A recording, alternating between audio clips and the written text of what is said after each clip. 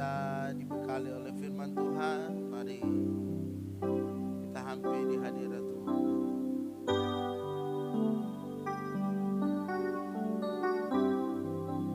Engkau Tuhan yang setia, Engkau Tuhan yang setia, waktumu selalu yang terbaik. Engkau Tuhan gambaranku, aku banyakkan berharap padamu.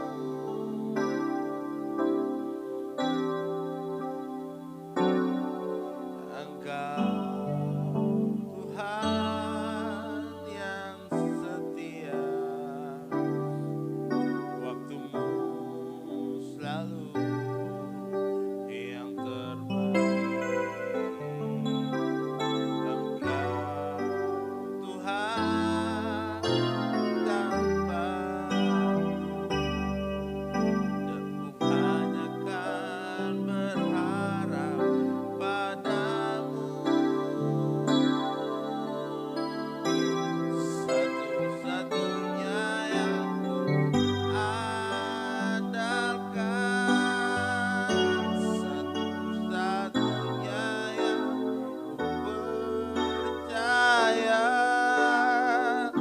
Engkau sumber kekuatan, sumber pengharapan, sumber kedamaian.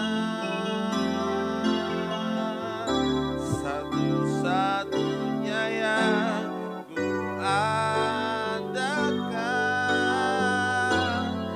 satu-satunya yang ku percaya. Engkau Tuhan memberkati, Tuhan menyembuhkan, Tuhan memulihku.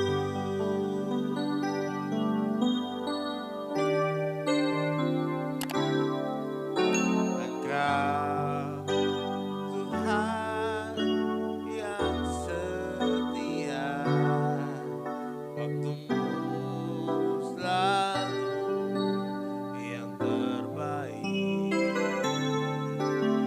Engkau Tuhan dambaku, aku hanyakan berharap padamu. Satu-satunya yang ku andalkan,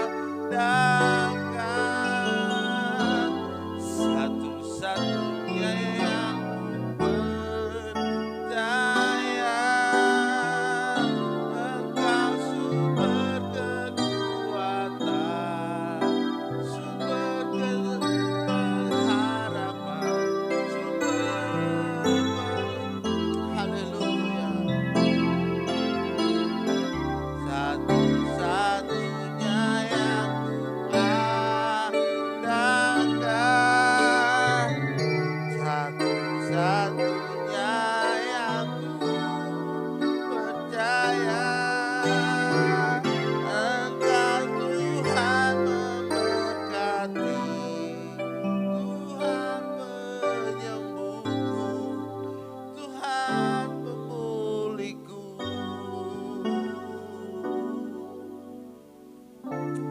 Engkau Tuhan memberkati, Tuhan penyembuhku, Tuhan pemulihku. Engkau Tuhan memberkati, Tuhan penyembuhku, Tuhan pemulihku. Haleluya.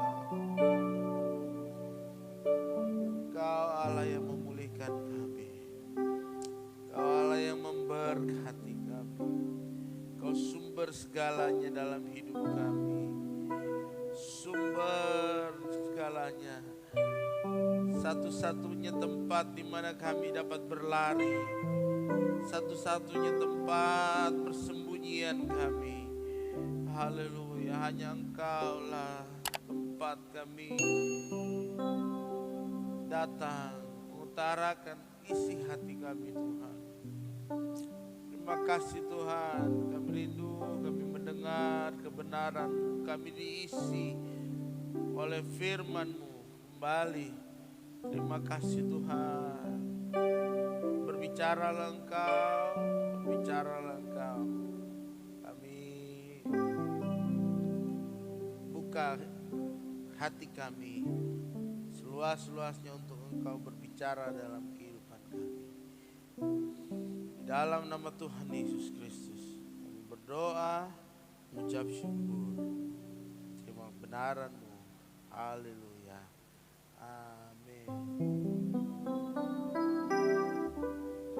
Puji Tuhan.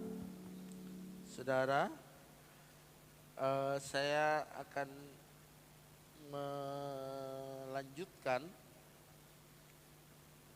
kebenaran firman Tuhan yang sudah kita dengar kemarin hari Selasa. Saudara yang belum dengar bisa didengar di YouTube GPD Getsemani, pendalaman Alkitab, dan saudara akan melihat di situ. Dan ini merupakan part yang kedua. Puji Tuhan. Bersama-sama buka Alkitab kita di dalam Roma pasalnya yang pertama. Roma pasalnya yang pertama, ayatnya yang ke-16.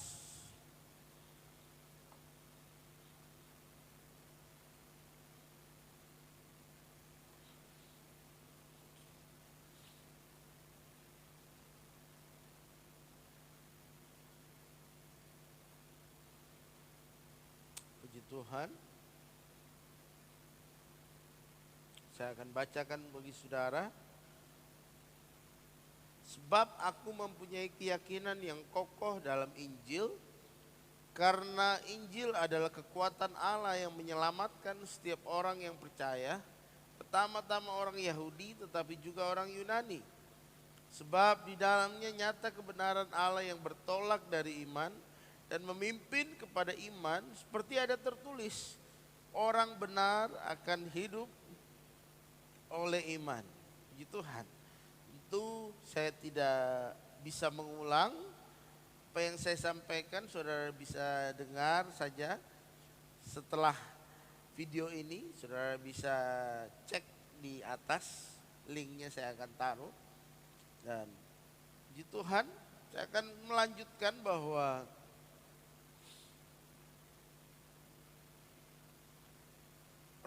Paulus mempunyai keyakinan. Kalau di terjemahan bahasa Inggris, di semua terjemahan di situ ditulis Paulus tidak malu memberitakan Injil. Karena Injil adalah the power of God. Kekuatan Allah yang nyata. Kekuatan Allah yang menyelamatkan. Di mana di dalam Injil di situ ada kekuatan yang menyelamatkan hidup kita. Kita diselamatkan oleh apa? Oleh dosa. Bagaimana Injil itu menyelamatkan hidup kita?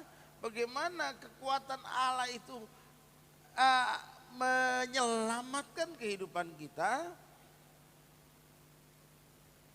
Bagaimana keselamatan itu kita dapat alami bersama-sama? Walaupun mungkin sebenarnya kita tidak layak untuk kita terima itu. Karena apa? Karena kita sudah jatuh di dalam dosa. Kalau saya lagi dalam persekutuan dengan Tuhan, lagi saat-saat saya berdoa dengan Tuhan, saya seringkali menangis. Saya menangis kepada Tuhan. Bagaimana betapa Tuhan baik sekali dalam hidup saya. Bagaimana Tuhan menyelamatkan hidup saya. Bagaimana Tuhan dengan kasih-Nya Dia menyelamatkan kehidupan saya. Sebenarnya saya tidak layak untuk mendapatkan keselamatan itu. Saya adalah orang berdosa. Tidak ada yang baik dalam hidup saya. Tidak ada yang baik semuanya dalam hidup kita. Tapi hanya karena Allah yang baik itu, Allah yang maha kuasa, yang mau turun ke dunia, mau menyelamatkan hidup kita. Bukan karena kita adalah orang pribadi yang baik, kita pribadi yang kita tidak ada baik-baiknya. Kita katakan kebenaran manusia adalah kain kotor. Kain lara, kain kotor. Kita tidak bisa dibandingkan dengan kemuliaan Tuhan. Kalau kita bisa terima kemuliaan, kita bisa terima keselamatan itu semuanya hanya oleh karena anugerah Tuhan. Semuanya hanya oleh kemurahan Tuhan, kasih karunia daripada Tuhan. Oleh sebab itu Rasul Paulus dia mempunyai keyakinan. Dia tidak malu memberitakan Injil. Dia tidak malu memberitakan kabar baik. Karena di dalam Injil, di dalam kabar baik yang dia sampaikan, tersimpan kekuatan Allah. Ada kekuatan Allah yang menyelamatkan. Bagaimana kita diselamatkan? Kata keselamatan itu dipakai dalam bahasa yang aslinya, dalam bahasa Yunani dipakai kata soteria. Itu berarti pembebasan, mengantarkan kepada kebebasan, menjaga dari bahaya. Allah telah menyatakan diri sebagai pribadi yang menyelamatkan umatnya.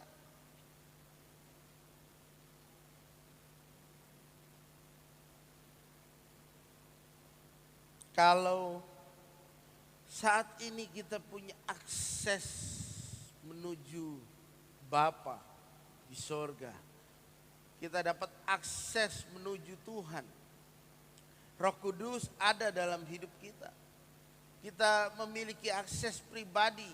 Saat kapanpun kita mau datang kepada Tuhan, kita bisa datang kepada Tuhan. Kalau dahulu saudara, kita tidak bisa. Umat Tuhan harus mempersembahkan korban-korban dahulu sebelum dia ingin supaya dosa-dosanya diampuni. Dia tidak bisa langsung berhadapan muka dengan muka. Tidak bisa langsung menyampaikan kepada Tuhan Allah yang maha besar. Harus ada perantara di situ. Harus ada imam besar. Imam besar itu harus setiap tahun datang membawa korban kepada Tuhan. Membawa korban-korban semua segenap umat Israel dan datang kepada Tuhan. Kalau Tuhan tidak berkenan, Tuhan mematikan imam itu. Dan kemudian mayatnya tinggal ditarik. Imam itu harus masuk ke ruang Maha Kudus. Kakinya diikat dengan tali. Dan talinya itu ada di luar.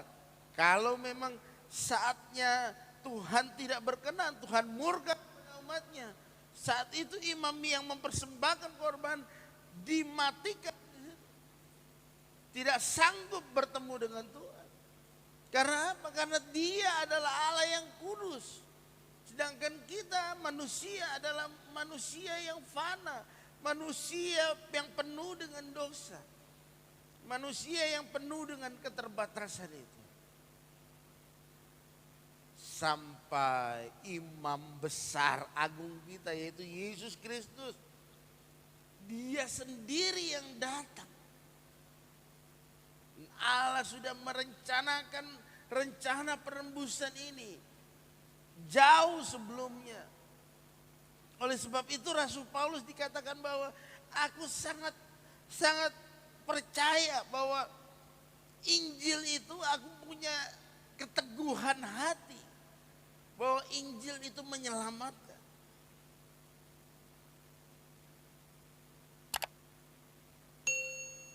Berbicara tentang keselamatan, ada 3 hal yang ingin saya sampaikan pada kesempatan kali ini.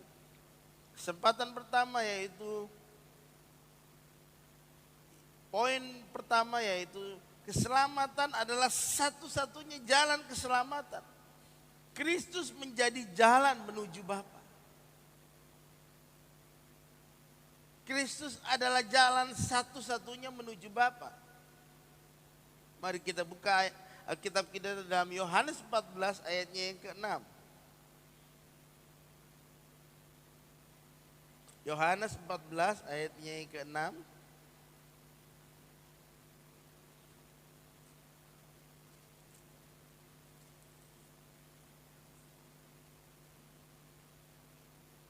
Kata Yesus kepadanya, "Akulah jalan kebenaran dan hidup. Tidak ada seorang pun yang datang kepada Bapa kalau tidak melalui aku. Akulah jalan keselamatan." Hanya melalui Yesus Kristuslah kita dapat memperoleh keselamatan. Hanya melalui percaya kepada anak, hanya percaya kepada Yesus Kristus, kita dapat memperoleh keselamatan. Keselamatan yaitu anugerah hidup yang kekal bagi kita anak-anak Tuhan, anak-anak yang percaya kepada Dia. Percaya lewat kebangkitannya, lewat kematian dan kebangkitannya itulah kita mempercayakan hidup kita. Kita bukan hanya percaya saja, kita percaya Yesus, tapi kita mempercayakan hidup kita. Percuma kita percaya saja tidak cukup menyelamatkan. Harus kita mempercayakan hidup kita juga kepada Tuhan. Sebab apa? Karena manusia adalah manusia yang diberikan free will, kehendak bebas. Agar untuk mau kita diselamatkan harus ada juga tindakan. Tuhan menyelamatkan dan kita juga harus meresponi itu.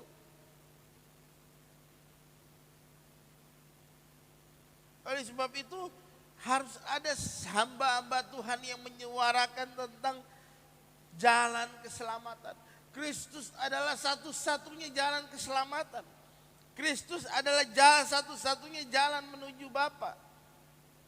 Keselamatan disediakan bagi kita oleh kasih karunia Allah yang diberikannya di dalam Kristus Yesus. Berlandaskan kematian, kebangkitan, dan syafaatnya yang terus menerus bagi orang percaya. Kristus Yesus menjadi jalan ketebusan bagi kita. Berdasarkan kematiannya, berdasarkan kebangkitannya, kita beroleh janji. Janji itu akan membawa kita pada keselamatan. Kita harus hidup di dalam janji itu. Terus menerus kita harus setia kepada janji itu. Kalau hidup kita tidak sesuai dengan janji itu, hidup kita mengingkari perjanjian kita dengan Tuhan. Harus ada janji yang dibuat, baru kita bisa dapat memperoleh persekutuan itu dengan Tuhan. Baru kita bisa bilang bahwa Yesus sudah mati di hidup saya.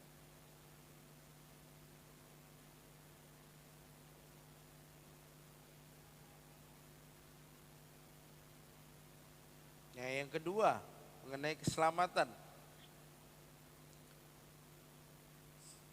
Sisi keselamatan, keselamatan diterima oleh kasih karunia melalui iman kepada Kristus.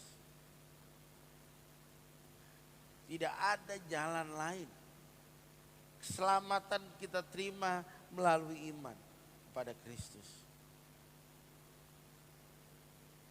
Yang pertama, keselamatan disediakan bagi kita oleh kasih karunia Allah. Yang kedua, sisi keselamatan, keselamatan diterima oleh kasih karunia melalui iman kepada Kristus. Yaitu keselamatan itu datang sebagai akibat dari kasih karunia Allah dan tanggapan manusia dengan iman. Mari sama-sama buka Alkitab kita di dalam Yohanes 1 ayatnya yang ke-16.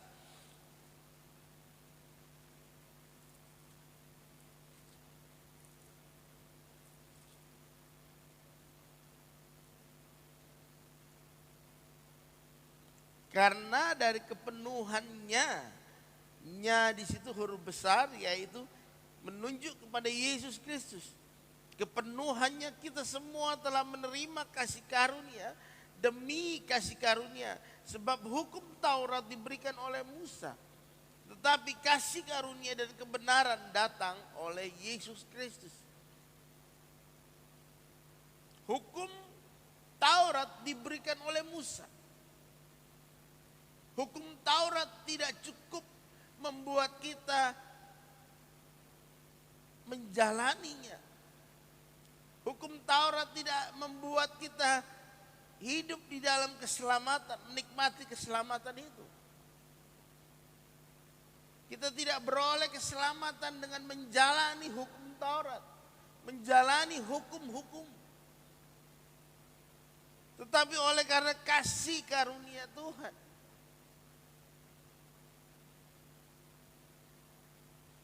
kasih karunia dan kebenaran. Perhatikan di situ. Tidak hanya kasih karunia, tetapi harus ada kebenaran.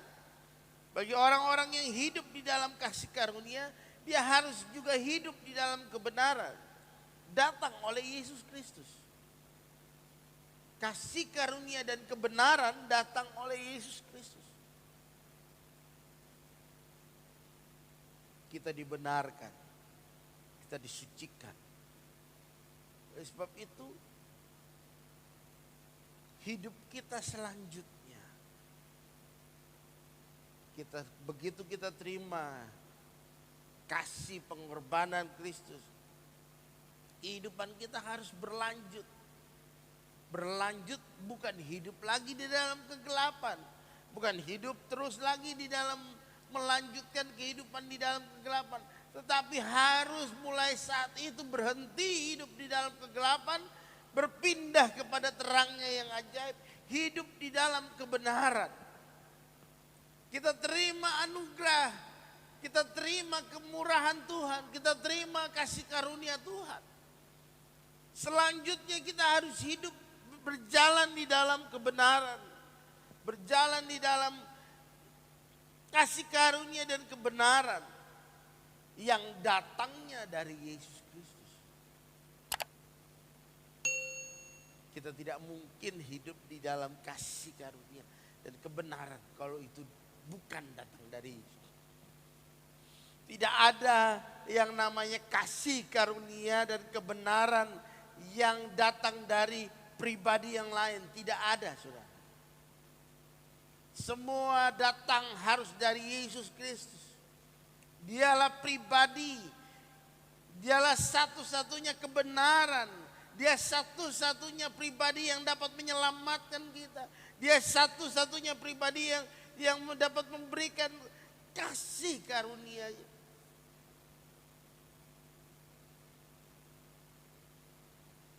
Kita lihat di ayat selanjutnya, tidak seorang pun yang pernah melihat Allah, tetapi anak tunggal Allah yang ada di pangkuan Bapa, dialah yang menyatakannya. Siapa anak tunggal Allah?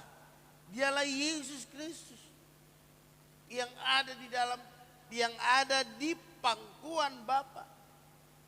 Yesus Kristuslah yang menyatakannya kepadamu.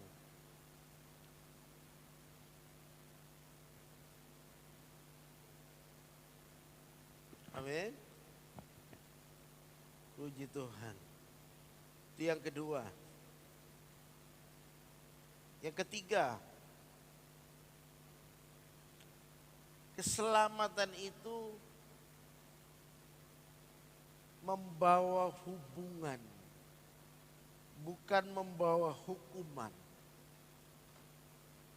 Keselamatan itu senantiasa selalu datangnya membawa hubungan, memperbaiki hubungan kita. Dahulu hubungan kita dengan Tuhan rusak. Tetapi keselamatan itu selalu memperbaiki. Keselamatan yang datang daripada Tuhan senantiasa datangnya memperbaiki. Ada rekonsiliasi, ada perbaikan hubungan kita kepada Tuhan. Oleh sebab itu saya sudah katakan tadi bahwa ketika Yesus datang, dia membawa hubungan, memperbaiki hubungan kita dengan Tuhan. Sehingga kita dilayakkan, kita hubungan kita dengan Bapa itu dipulihkan. Ada pemulihan hubungan. Hubungan kita dengan Bapa semakin hari semakin dipulihkan. Ada pemulihan hubungan kita dengan Bapa. Amin. Semoga kebenaran firman Tuhan kali ini dapat membawa saudara lebih lagi iman kepada Tuhan, memiliki iman kepada Tuhan. Dialah satu-satunya sang pemberi keselamatan. Hanya di dalam Yesus kita dapat memperoleh keselamatan. Di dalam Yesus kehidupan kita dipulihkan, hubungan kita dengan Bapa dipulihkan. Saya ingin berdoa bagi saudara yang rindu memiliki hubungan yang erat dengan Tuhan, hubungan yang dipulihkan dengan Tuhan. Mari kita berdoa. Bapa di dalam surga, kami mengucap syukur bahwa Engkau baik dalam hidup kami. Kedatangan anak-Mu ialah datang untuk memulihkan hubungan kami dengan Tuhan. Biar kiranya firman-Mu dapat memberikan pencerahan kepada kami bahwa kami semakin hari semakin dekat dengan Engkau, semakin dipulihkan hubungan kami dengan Engkau. Terima kasih Bapa di dalam surga, terima kasih sudah mendengar firman-Mu. Kami terima firman-Mu di dalam nama Tuhan Yesus. Haleluya. Amin. Puji Tuhan. Saudara, bagi saudara yang merasa diberkati, nantikan video kami.